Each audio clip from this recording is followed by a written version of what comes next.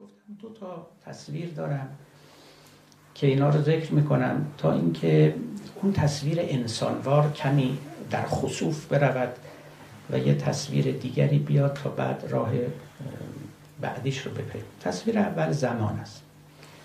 من فکر میکنم که یکی از بهترین تصورها که ما میتونیم از نحوه وجود خدا و نحوه احاطه خدا برای عالم و حضور او در این جهان بدون اینکه رنگ و بویی داشته باشه، بدون اینکه سر و صدایی داشته باشه، یکی از بهترین تصویرهایی که میتونیم داشته باشیم تصویر زمان است. زمانی که میگذرد اولا یه امر کاملا واقعی است. اگر واقعی نبود خب ما جوانی و پیری نداشتیم، ما شب و روز نداشتیم، ما دیروز و امروز نداشتیم، ما نیمه عمر رادیوم نداشتیم، ما کشف عمر کربن 13 و 14 نداشتیم توسط و هیچ چیز اینا نداشتیم. عمر و گذشت زمان یه امر کاملا حقیقی است، اما خصوصیاتی داره این زمان که تقریبا هیچ چیز دیگه نداره. اولا چنان که گفتم هیچ رنگ و بوی نداره. هیچکی به شما اگه کسی بگه زمان رو به من نشون بده، مثلا اشاره کن، هیچ قابل اشاره کردن نیست. ثانیاً احاطه دارد، محیط بر همه چیز است، چه در اینجا که من و شما نشستیم، چه در دورترین کهکشان‌ها این زمان حضور داره. لا یمکن الفرار من حکومتک، یه عبارتی هست در دعای کمیل که امکان فرار از حکومت خدا وجود نداره. واقعا از حکومت زمان چه میشه فرار کرد؟ شما کجا برید که زمان بر شما نگذره؟ کجا برید که اونجا وقت نباشه؟ و نکته بعدیش این که این زمان با این خصوصیاتش که میگذرد و همه چیز رو در بر میگیرد و در نهایت سکوت بر همه چیز ازلی و ابدی هم هست، نه آغاز داره نه پایان داره. شما به من بگید آغاز زمان کیه؟ آغاز نداره، برای اینکه اگر بگید آغاز زمان از اون نقطه ت بوده وقت از شما خواهیم پرسید قبل از ت چی بوده؟ میبینید باز زمان خواهد. پایان نداره، خواهیم پرسید که اگر نقطه پایانش نقطه ت، خب بعد از او چه خواهد؟ یک چنین چیزی با چنین احاطه مطلق ازلی و ابدی و حضور همه جایی در درون تک تک سلولهای ما جا داره، حضور داره، در دل زمین حضور داره، در اون کرمی که در زیر سنگها اونجا میلغزد و میغلطد اونجا هم حضور داره، هیچ فرق نمیکنه، در درون تک تک اتم‌ها حضور داره و ازلی و ابدی است. در این حال هیچ سر و صدایی نداره، فرار از او هم نمیشه کرد، آثارش هم ظاهر میشه، همه جا ظاهر میشه. یعنی الان ببینید این جهان چه عمری داره، میگن 5 میلیارد سال از کره زمین گذشته، میگن بیگ بنگ 14 میلیارد سال پیش بوده و هرچه از این قبیل، همش یعنی زمان دیگه. زمان شاخ که نداره، صورت نداره، این زمان خشم نداره، غضب نداره، انتقام از کسی نمیگیره، حرف نمیزنه، هیچ کدوم اینا رو هم نداره. اصلا انسانوار نیست زمان انسانوار نیست به هیچ عنوان، اما در عوض صفاتی رو داره که هیچ انسانی نداره. ازلی است، ابدی است، محیط است، همه جا حاضر است، در همه اعماق همه چیز نفوذ دارد و حضور دارد. یه چنین تصوری رو ما باید از خدا داشته باشیم در بادی نظر. این به هیچ وجه تصویر کاملی نیست، اما یه قدم شما رو نزدیک میکند به این که چگونه فکر کنید که میتواند چیزی همه جا باشد، همین جا که بنده و شما نشستیم. زمان هست اما اصلا نه ما میبینیمش، نه بویی داره، نه رنگ، هیچی نیست، ولی زمان هست و جا رو بر هیچ کسی تنگ نکرده. یعنی اینطوری نیستش که اگر اینجا پر شد زمان بره بیرون، جا نداشته باشه، اینطوری نیست. ما در درون زمان میغلطیم، زندگی میکنیم، فکر میکنیم، همه کار میکنیم و نه بر او جا رو تنگ میکنیم، نه او جا رو بر ما تنگ میکند و نه حضور او لحظه‌ای مختل میشود. این یه نکته که من مایلم تصور نکنید که همیشه ما باید یک پادشاه مقتدر رو تصور کنیم که به همه چیز سلطه داره. اصلا اینطوری نیست. پادشاهان سلطهشون بسیار محدود بوده به حیطه اقتداراتشون، به اون جایی که بر اونجا سلطنت میراندن. خودشون هم عمرشون محدود بوده و هزار محدودیت دیگر. اما زمان اصلا چنین وضعی نداره. بی جهت نبود که در گذشته بعضی ها میگفتن زمان خداست، میگفتن زمان خداست، برای اینکه اینقدر خصلت‌ها و خصائص شبه الهی دارد و چنان فرارناپذیره و چنان ازلی و ابدی است که آدمی رو به حیرت می‌افکنه که این موجود آخه از کجا اومده که هیچ کاریش هم نمیشه کرد، با او هیچ پنجه در نمیتوان افکند و به هیچ وجه زمین نمیتوان او رو زد، حذف نمیتوان کرد. همه اینها عین این اوصاف رو ما برای خدا هم قائلیم. به همین دلیل میتواند قدری ما رو به واقعیت خداوند نزدیکتر بکند. در این حال البته چون زمان رو ما یک موجود بینا و شنوا و اینا نمیدونیم، نه باهاش حرف میزنیم، نه باهاش ارتباط برقرار میکنیم و نه او رو از او خواهشی میکنیم، هیچ کدوم اینا نیست. اما احاطه‌ش و حضور همه جایش رو تصدیق میکنیم، همگان تصدیق میکنیم و این تصدیق چنان است که ما اصلا ممکنه سال بگذره به یاد زمان نیفتیم، فکر به زمان نکنیم اصلا.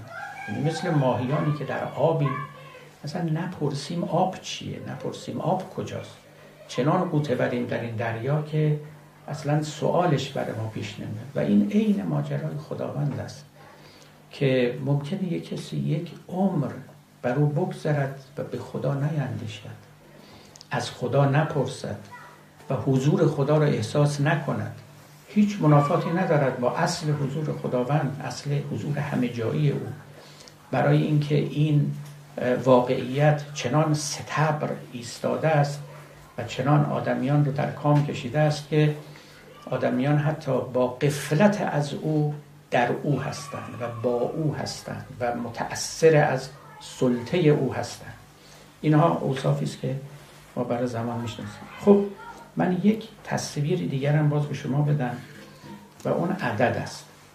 ببینید در جهان ما عدد داریم دیگه، اینم که قابل انکار نیست. الان ما تعدادی هستیم که اینجا نشستیم و جمعیت روی کره زمین هم یه عددی است. جمعیت اتم‌های کل کائنات مادی هم که دیگه در هیچ مخیله‌ای نمی‌گنجه، بالاخره یه عددی است. زمان هم که می‌گذرد اعدادی است، ثانیه ها، دقیقه ها، ساعت ها، سال ها و غیره. به هر حال جهان پر از عدد است. اما این عدد در عین همه جایی بودنش جایی رو بر هیچ کسی تنگ نمی‌کند و اضافه بر جهان نیست. یعنی ما اگر اینجا 70 نفریم، این چنین نیستش که ما هستیم به علاوه یه عددی به نام 70. ما همون عدد 70 دیگه.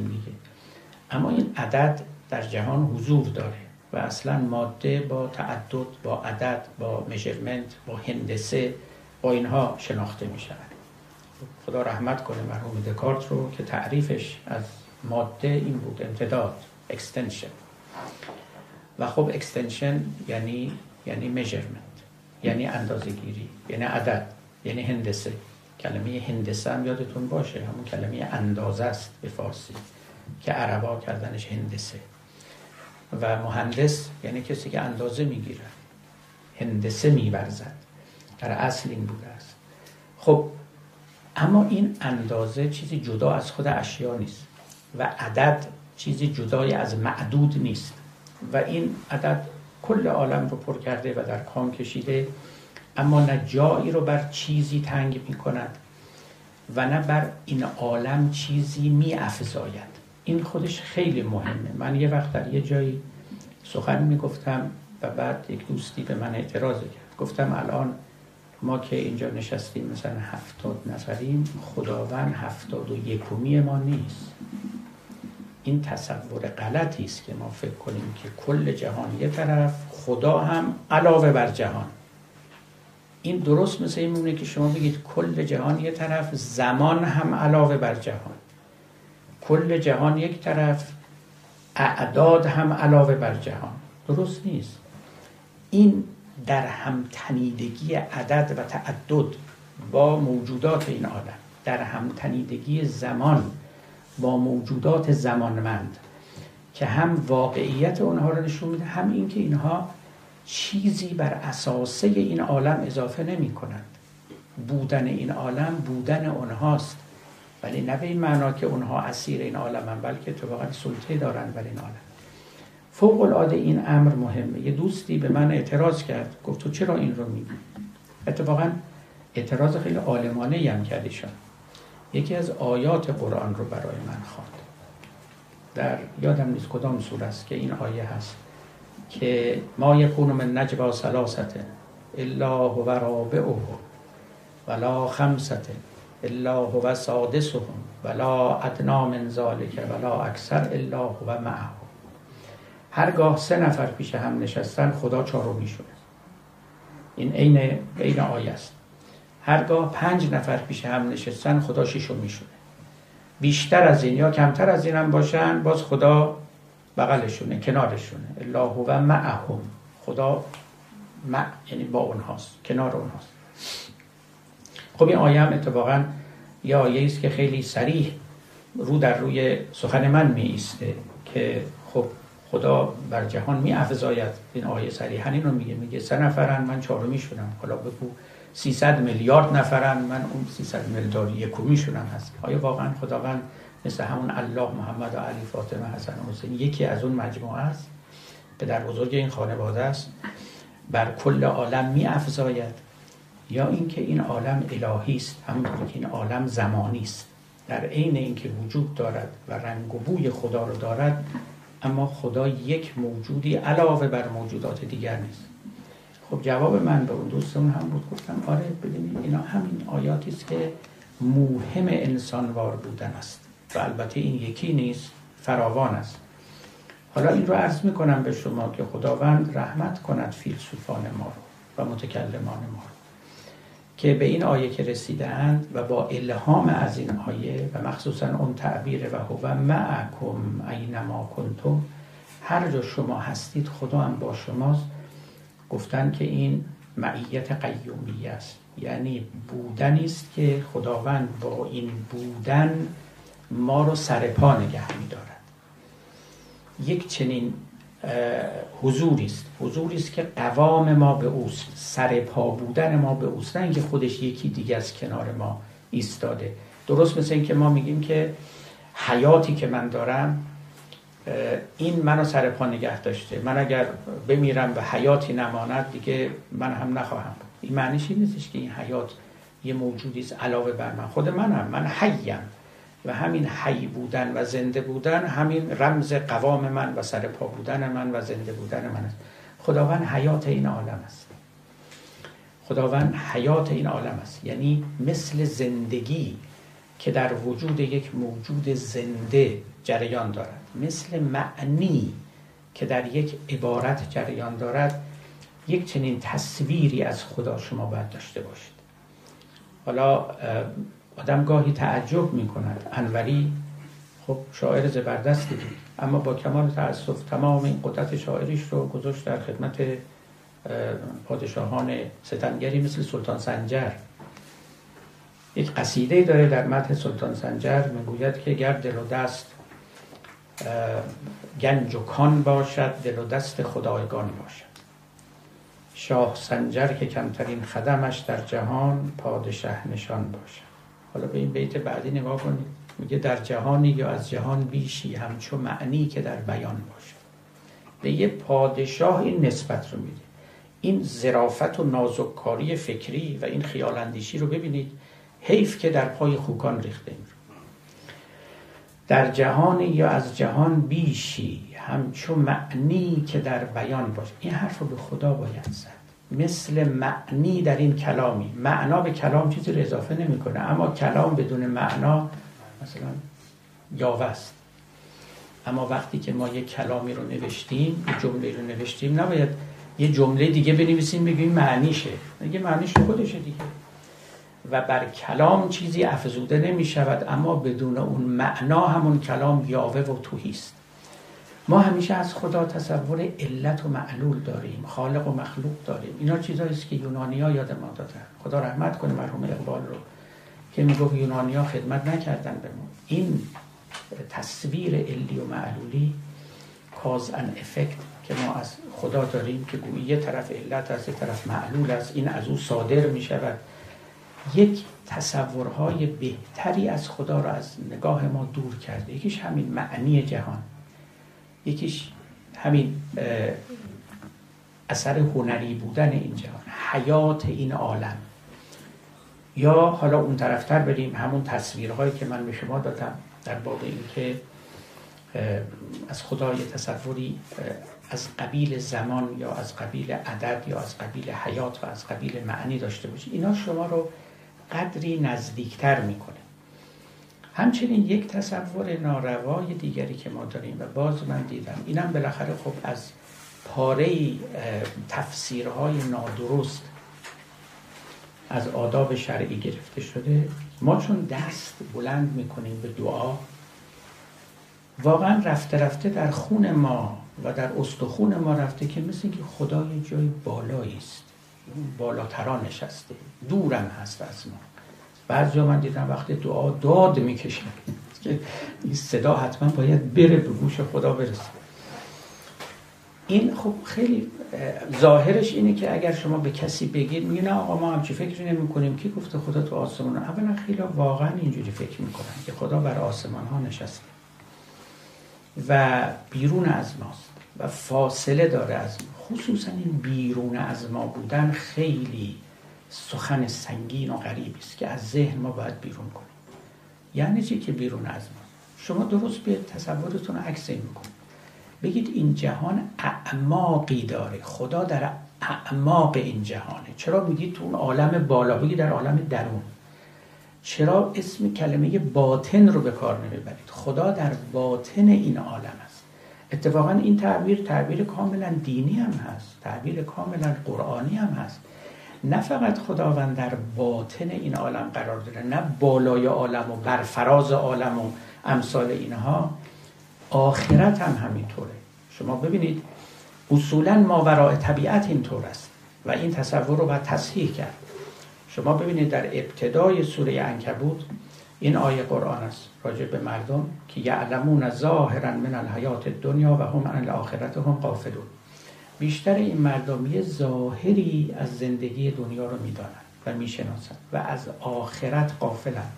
گویی که آخرت باطن این عالم است و من و شما که فقط ظاهری میبینیم از باطن غافلیم، اونگاه از آخرت هم غافلیم. یعنی به تعبیر دیگه وقتی که ما از این جهان میریم به باطن این عالم میریم، نمیریم به یه جاهای دیگه. باز یکی از همون علمای یاوهگو که نام نمیبرم واقعا اعتقادش این بود، میگه آدم وقتی که میمیره خداوند به قدرت خودش ماها رو میبره به یه کره دیگه، تو کره مریخ و اینجاها و بعد قیامت اونجاها دایر میشه.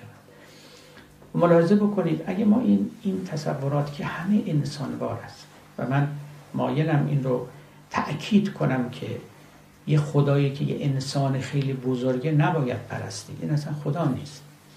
یه خدایی که مثل آدمیان خشم میگیره، دلش میسوزه، عاطفه انسانی داره، خدا نیست. من نوبت گذشتم اینجا تأکید کردم، یکی از خانم‌ها بعداً اومد به من گفت که خب ما اگه این خدا رو بذاریم کنار دیگه خدایی نمیمونه دیگه، ما کیو داریم میپرستیم؟ بهشون گفتم ببینید خانم، این مثل این میمونه که من تا کنون یک کسی رو به عنوان پدر به من معرفی کردن، منم از بچگی اینو به عنوان پدر خودم میشناسم، ولی یه روزی میان به من میگن که ما تا حالا اشتباه کردیم، این پدر واقعی تو نبوده، پدر واقعی توی کسی دیگری است. ولی من میچسبم به همون، میگم من کسی دیگه رو نمیشناسم توی این عالم. آره این درسته، آدمی با یک کسی انس گرفته باشه و بعد این انس رو بخوان از او بستانن، میگن بیا این عشقت رو متوجه یک معشوق واقعی کن. اون موقع البته آدم دچار این تردیدها میشه، اما پس از تردید البته دوباره یک آرامش و ایمان و آسایشی حاکم میشه و چند گویی چون غطا برداشتند که نبود است آنچه میپنداشتند. این خیلی نکته اساسی و مهمی است. ببینید خداوند باطن این عالم، این باطن هستی است. حالا این عالم منظورم این کره زمین که نیست، باطن هستی است. چیزی بالای این عالم وجود ندارد. دست ها رو که به بالا میبریم ما، اصلا این تصور نباید بشه که یه ناظرانی که خدا گماشته و در بالا نشستند، اینها یا در سیاره ها و اون ستاره های بالا سر ما یه خبرایی است، مثلا اونا به عالم غیب نزدیکترن. اینا بوده، البته اینا وجود داشته در گذشته. خوشبختانه امروز ما باید از اینها دیگه فارغ شده باشیم. دست کم یکی از خدمت‌های خوبی که علم به ما کرده این است که به ما گفته این آسمونا مثل همین زمین خود ماست، از همین گل و خاک و نمیدونم سیلیسیوم و همینا تشکیل شده، توش هم هیچ خبری نیست و اینقدر هم حرارت زیاده که هیچ موجود زنده هم جهان نیست. ملائکه و اینا هم که خب دیده نمیشن، شاید اگرم باشن رو زمین هم هستن، اما اینکه خصوصیتی داشته باشه کره مریخ یا مشتری یا زحل یا نمیدونم فلان کهکشان آندرومدا که اینجاها مثلا به خدا نزدیکتر باشن، نه، همچه خبرایی نیست. ما دست کم این رو فهمیدیم و این خیلی خوبه. گذشتگان چی میگفتن؟ میگفتن عیسی که از زمین رفته تو فلک چهارم. مسیحیان هنوز اینو قبول دارن.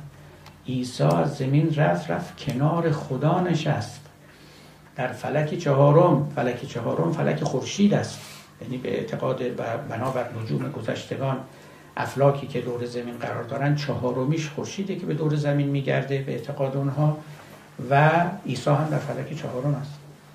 مولانا گفت چی؟ چون حدیث روی شمس الدین رسید، شمس چهارم آسمان رو در کشید، در آسمان چهارم است و عیسی هم رفته اونجا نشست با جسمش، همینطور رفته اونجا نشست. خب این تصوری بود که گذشتگان واقعا فکر میکردن پشت این ابرای خبرایی است، ملائکه در رفت و آمدن و اونجا عالم بالاست و عالم بالا به معنای حقیقی و مجازی، یعنی واقعا بالا.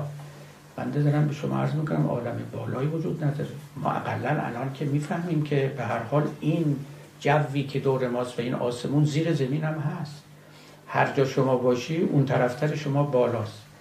این کروی بودن زمین که این رو به ما آموخته، ما این اعتقادات رو تصحیح کنیم. اینا دین العجائز است. من صریحا به شما اینا دین عجائز است، همونی که اون روایت مجعولی که از پیامبر نقل کردن که خدا رحمت کنه مرحوم مطهری هم نوشته بود، خب روایت حقیقتی نداره، که پیامبر رسیدن به یه پیرزنی، یه عجوزه‌ای که داشت نخریزی میکرد، چرخه‌ای رو میچرخاند و از او پرسیدن که خدای خودتو چگونه شناختی؟ دستش رو از این چرخ برداشت و او ایستاد. گفت که من وقتی دستم رو از این چرخ برمی‌دارم و او میایسته، پس معلومه که این گشتن چرخ گرداننده‌ای میخواد. این عالم و این خورشید و این سیارات که دور زمین میگردن، حتما یک کسی اینها رو میگردونه. گفت از آن چرخی که گرداند زن پیر، قیاس چرخ گردنده همی گیر. این شد دین العجائز که گفتن پیامبر هم به دنبال این به اصحاب رو کردن، گفتن دینتون از این پیرزن بیاموزید. خب بله، اگر این باشه به همون نتایج هم منتهی می شود. حالا خدا رحمت کنه مولانا رو که اقلا دین العجائز رو که این روایت رو رد نمی کنه، ولی معنی دیگری از این میگیره. خرمان کو عجز و حیرت قوت اوست، هر دو عالم خفته اندر ذل دوست، هم از اول عجز خود را چون بدید، خفته شد دین عجائز برگزید. او اصلا یه تفسیر عرفانی دیگری میکنه، میگه دین عجائز یعنی دین کسانی که خودشون رو در مقابل قدرت مطلقه خدا عاجز میدارن. مثلا رفته توی ریشه کلمه عجز و عجوزه. عجوزه هم وقتی که ما میگیم عجوز و عجوزه هر دوتا از کلمه عجز میاد دیگه. وقتی که کسی بسیار پیر و ناتوان میشه، خب عجوز میشه، یعنی ناتوان میشه، سست میشه. مولوی اصلا کاری نداره که این معنای سن و سال افراد هیچی، رفته توی ریشه کلمه عجز و میگه خرمان کو عجز و حیرت قوت اوست. خرم کسی که در مقابل خداوند دو چیز پیشه کرده است یا دو نصیب برده است از حضور خداوند در این عالم، یکی عجز و یکی حیرت. در دو عالم خفتن در ذل دوست، هم از اول عجز خود را چون بدید، خفته شد دین عجائز برگزید. ولی از این تفسیر خیلی عالی مولانا که بگذاریم، اصل داستان که باطل است و یک افسانه است، معنن هم البته معنای به هیچ وجه مستقیمی ندارد و بسیار عجیب می نماید که آدمیان گمان کنند پیامبر آمده است و به اصحاب خود می آموزد که دینتون را از این عجوزه یاد بگیرید. پیامبری که قرآن آورده است و لیس کمثله شیء میگوید و خدا رو به صورت نور به ما معرفی کرده است که باز یک تمثیلی است نزدیکتر به زمان، نزدیکتر به حیات، نزدیکتر به عدد، که برای شما گفتم تا یک خدای انسانواری که یک پادشاه مقتدر رو تداعی بکند و تمام لوازمی که به دنبال او می آید.